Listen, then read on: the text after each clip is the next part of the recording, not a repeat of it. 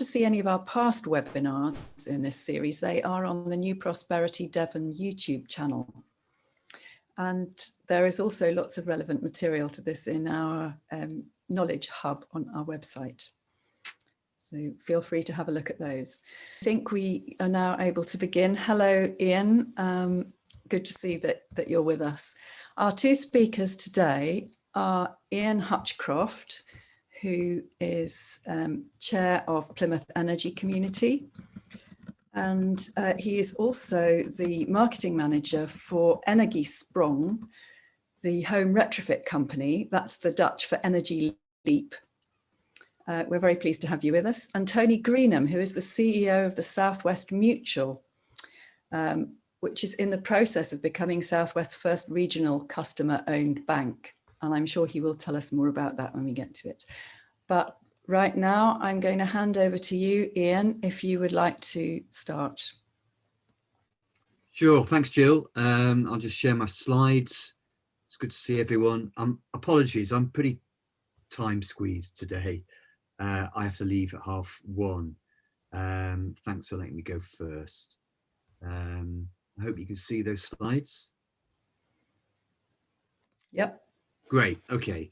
So just to introduce myself, who am I? So yes, as Jill said, I'm part of the Energiesprong UK team, which is adapting the Dutch approach to net zero retrofit of houses and adapting it for the UK market. We're 100% publicly funded. We're not a private profit organisation. We're a market catalyst, building a volume market for a new way of doing zero carbon retrofit. One of the first UK Energiesprong projects is in Devon, and that's led by Devon County Council. And I also work for Regen, who are leading the development and the delivery of that project on behalf of Devon County Council, with 3 social landlords based in Devon.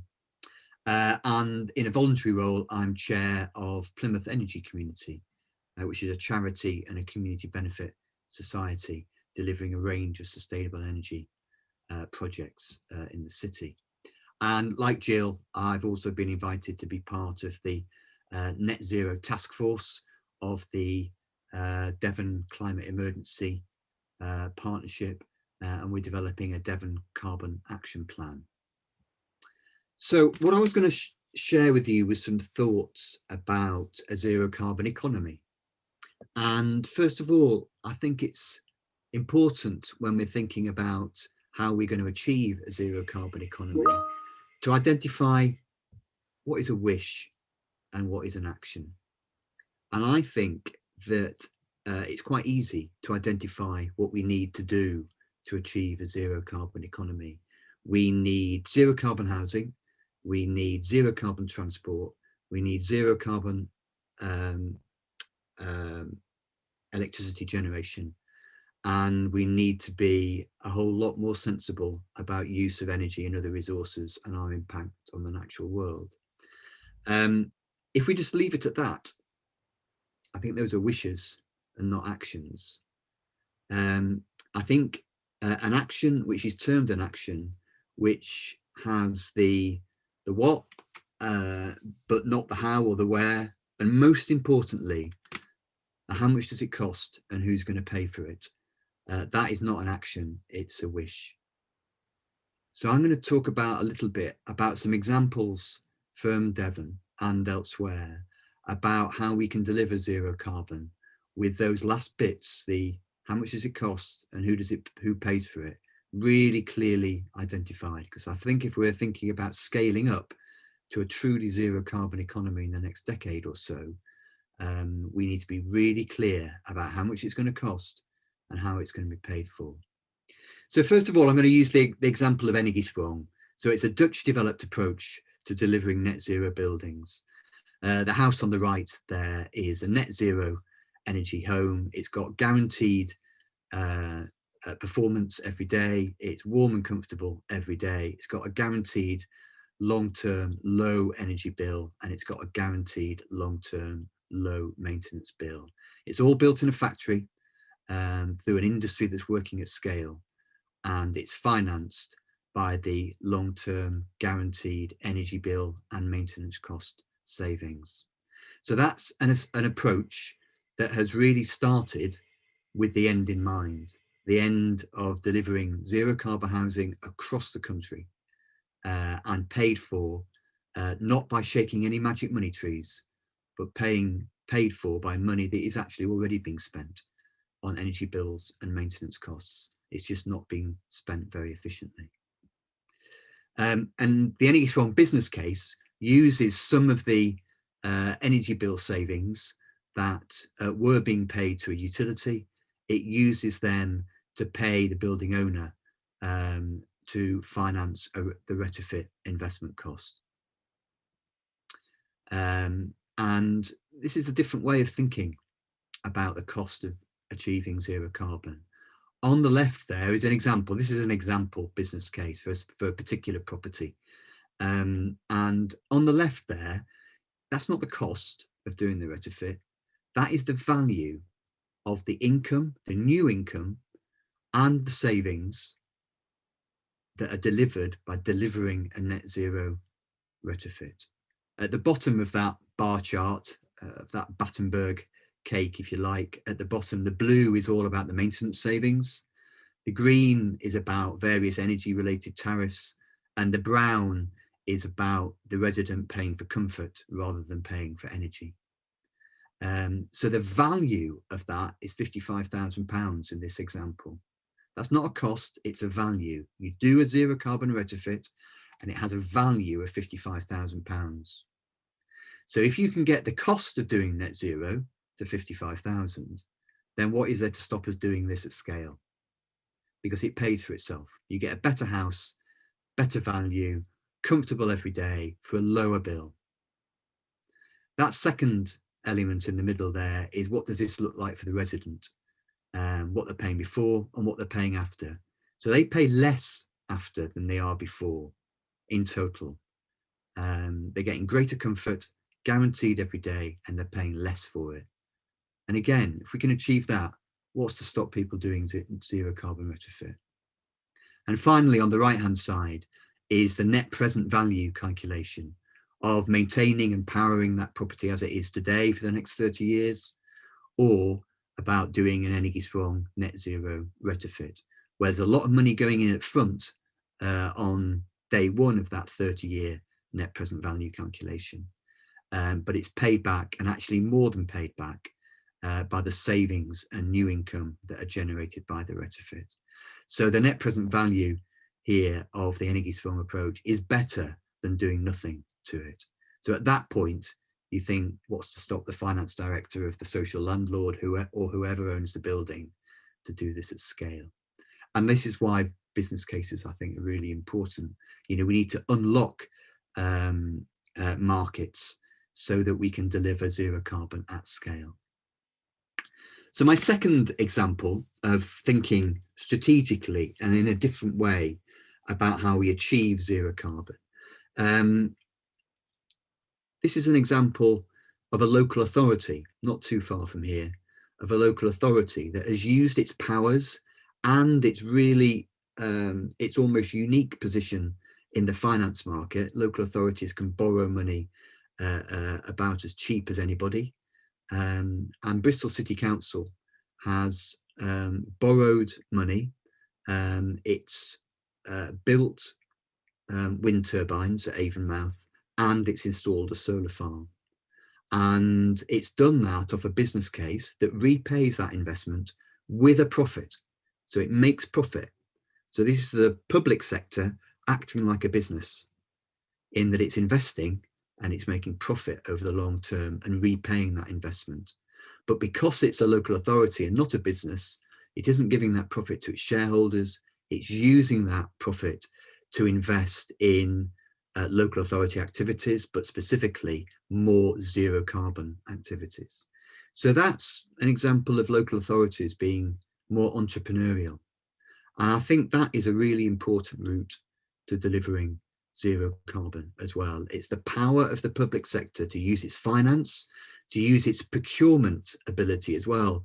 The public sector procures huge amounts of energy, electricity, buildings, vehicles, everything that we need to be zero carbon, local authorities procure at scale. And using that procurement might and bringing it together and out to the market can really drive the markets for zero carbon. This is my second example. And my third example is going to be Plymouth Energy Community. So Plymouth Energy Community was set up in 2013. We are a community benefit society, a cooperative essentially, and we're also a charity. We've got a good, close relationship with Plymouth City Council, a partnership, but we're very much independent. We have members and we have employees and we have supporters. And what we've done is to install quite a lot of zero carbon technology in the city. We've got 2 megawatts of PV that we own across roofs across the city. We own a solar farm, 4.5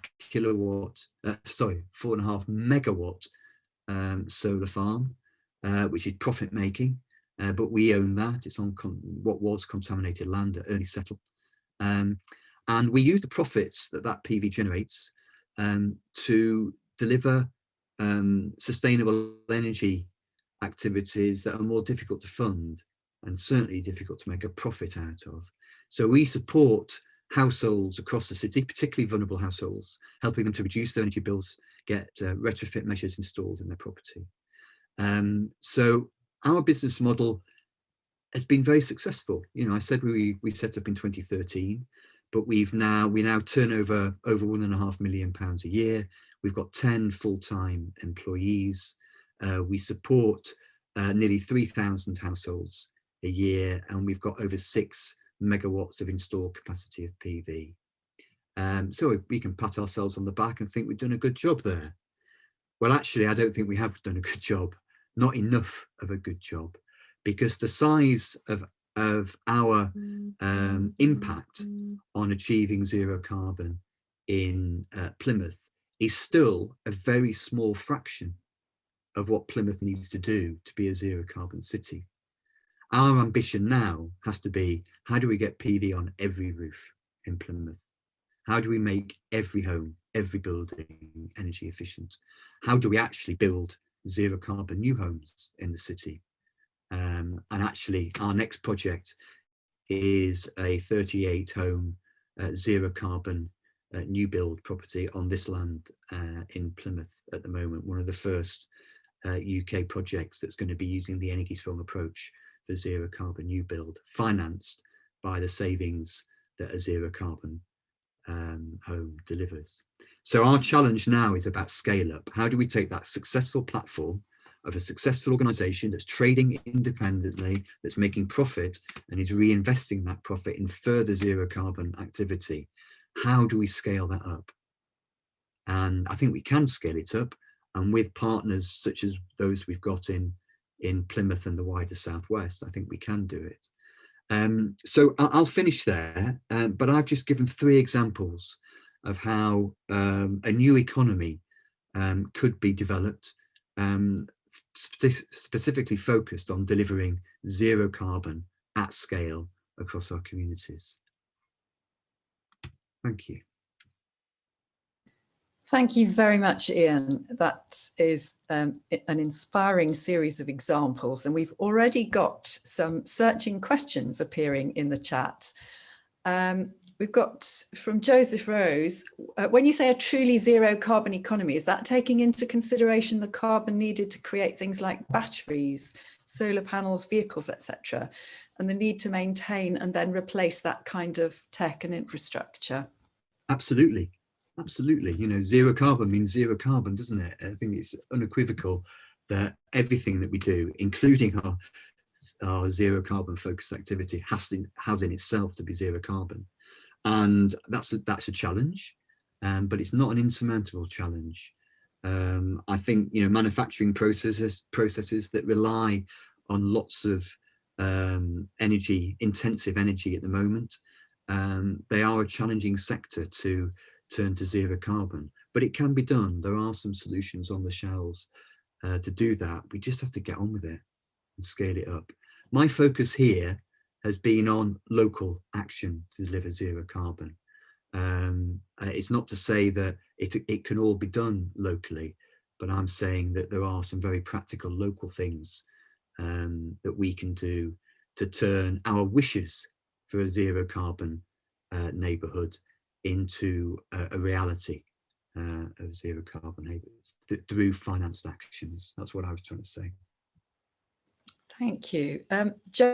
Joseph, did you, is that okay for you, or is there any further thing that you wanted to say on that? Thanks, Gill. Yeah, it's a bit of an interesting one for me. I mean, I've heard from various different people just kind of, the amount of solar panels that we need to make our world sustainable. The impact of creating those solar panels currently would cause a huge amount of environmental damage, as well as using up quite a lot of the carbon that we have remaining in our kind of global quota, and then considering the kind of where we're at currently and how far we've got to go, it seems to be a bit of a predicament. And I was just wondering if I don't know if you have any little gems of information that perhaps I've missed there in the past. Thanks. You're right. Producing things like PV cells currently do deliver a carbon footprint, but that footprint is a lot smaller than the carbon savings delivered by using the PV and displacing fossil fuel generation. We should go ahead as a society as quickly as we possibly can to put more wind turbines in the sea and on the land, and put more PV on roofs. That is our only way out of the mess that we're in at the moment, and an appropriate response to the climate emergency. And as that zero carbon energy generation increases, our manufacturing processes will be using zero carbon electricity, and that current carbon footprint today will transition to being zero in the near future. So we shouldn't let fears like that, that there is a current carbon footprint today, we shouldn't let those fears stop us from using zero carbon technologies to generate our electricity and power. Thanks, Ian. A couple more questions. What about Devon houses? We've got a question here from Ruth Tester. I can see how this works on standard construction properties, but how does it work for all those traditionally constructed houses in Devon? Stone, cob, for example, as Ruth is saying her own is. And difficult to find information on how to make her house more efficient. Sure, yeah, that's a challenge. However, over 60% of UK houses were built after 1918. And that means that they are pretty boxy and retrofittable by a tea cozy approach, by wrapping them up on the outside, without risking too much damage to our cultural and historic environment. That's 60%. So let's get on and do those. The remaining 40% have typically got more aesthetic external value. And I think right now, an integrated whole house retrofit solution for a pre-1918 property is not about tea cozy wrapping it around the outside. It's about doing something on the inside. So there are some good projects in the UK that are developing and demonstrating the approach to retrofit where you don't want to do an external tea cozy approach. It's a little bit further behind the post-1918 housing stock, but there are solutions there that can deliver zero carbon. I am sure, absolutely sure of that. What we have to think about is that our housing all needs to be electrified. We need to take houses off the gas grid and certainly off oil or any other fossil fuel that's heating them. And that means electrifying. And the key thing about electrification is that we have to do it in a grid-friendly way, which means evening out the peaks of demand. And we have to do it in an affordable way, bearing in mind that electricity is 4 times the price of gas. And we don't want to be putting anybody's bills up. Actually, we want to be taking bills down. Electrification of housing does definitely need insulation because it helps with that affordability and the grant, and the grid-friendly element of it as well. But we can do it by insulating internally as well as externally. Thanks, Ian. So there are just a couple more questions. Oops, they're all popping in.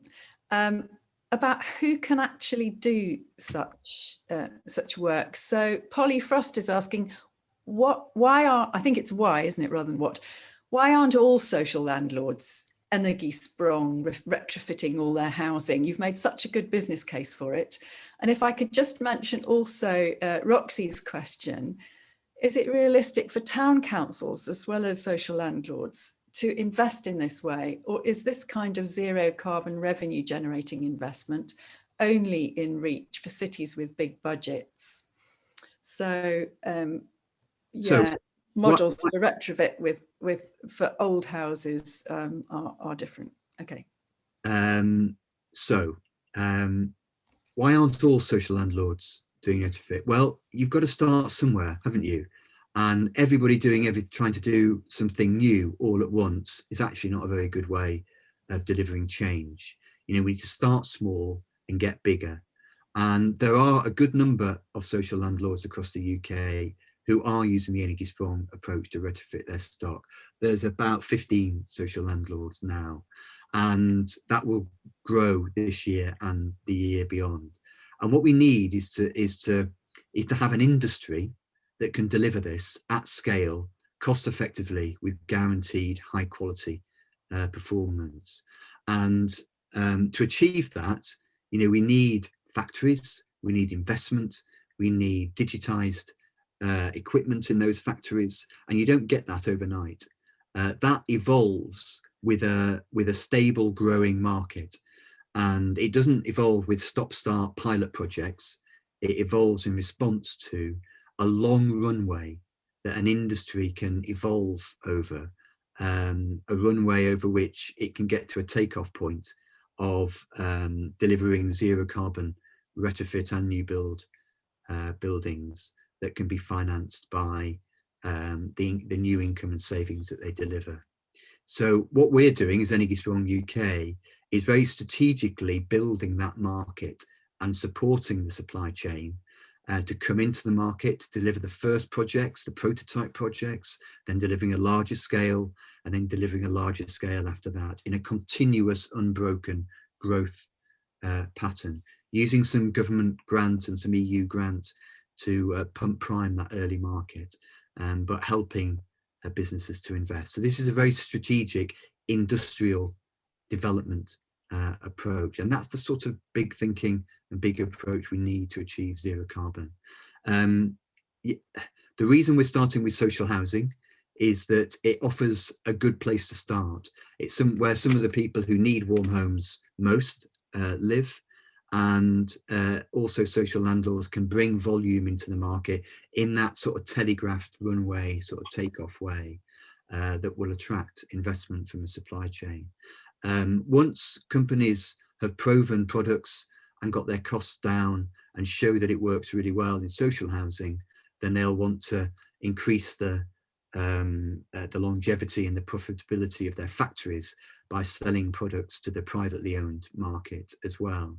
And you've already said, rightfully, that there are different archetypes in the UK housing stock, and there will be slightly different solutions for different archetypes, some internal insulation, some external, but they'll all be about electrification, sustainable zero carbon electrification. And some of those tools will be, and components will be used across different archetypes. Thank you, Ian. And do you have any links for those pre-1918 projects? Ruth is asking. I don't know if you may not have them handy, but if you do have links for those projects, it would be really helpful if you could let us have them at some point. We can send them out with a follow-up email. I don't, I'm afraid. They're projects that are in delivery and development, and we're not at a stage to share a solution with anybody because we don't have it. That's why we're doing the first projects.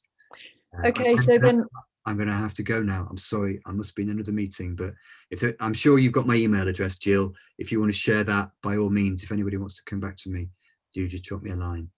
I'll collect up all the unanswered questions, Ian, but thank you so much for coming and speaking to us. It's really encouraging. Bye-bye. Thanks. Thank you. And while we're just talking about retrofitting, it might be worth throwing in the fact that currently retrofit is done in what Ian would describe as an artisan way, not to be frowned upon, I think, because it is piece by piece and done by individual fitters and small companies. So one of the small companies that does this kind of retrofit is run by Mukti Mitchell. If you Google him, you will find his offers for doing up traditional Devon houses. And it is expensive, but it can be done piecemeal. So you can, if you're interested, follow that one up as well, and we'll let you know any more resources that we find. And Roxy, I'm aware that we haven't really dealt with the question about the smaller councils. And I think if I can just observe that in what Ian said, it can often be very worthwhile, not only in terms of comfort, but also in terms of the economic payback for an individual house to install energy saving and energy generating measures such as solar panels. So why not town councils? And there are town councils who are doing this sort of thing on their own behalf. Perhaps not large numbers of social housing, they don't have that anyway, but perhaps individual generation schemes.